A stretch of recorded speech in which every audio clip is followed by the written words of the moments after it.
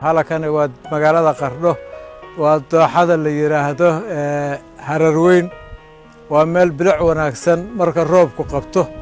daaqsin qurux badan leh dhir waaweyn oo la harsadana leh waa meel dalxiiska loo yimaado ku wanaagsan bilicda iyo aragtida dooxada tan Hararweyn oo sida muuqata ay ka muuqato dhir waaweyn oo aad loo ilaaliyay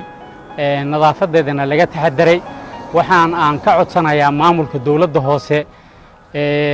iyo dhammaan dadka waxgaradka ah inaan bogcada laga dhiganin oo aan lagu soo guurin oo dhirta quruxda badan leh aan la jarin si ay u noqoto wax taariikhda iyo waqtiga looga sheekeeyo in la xirmeeyo oo silig ay ku xirto dawladda hoose ayna la wareegto dooxada tan si ay ma garanaysaa bilicda magaalada mustaqbalka waxa ay muuqatay in ay baaba'ayso dhirta damasha ah ee magaalada gudaheeda ku taalay lana meel walbana intii laga jaro guri laga dhisaayo maadaama dhirta qiimaheedu uu aad u weyn yahay in kobatan la badbaadiyo dawladda hoose ay xirmayso maadaama dhulku ay dawladdu mas'uul uga tahay dadka ayna la wareegto sideedana loo daayo oo ay noqoto meel lagu faano la harsado lagana helo waxyaalo fara badan oo xagga nolosha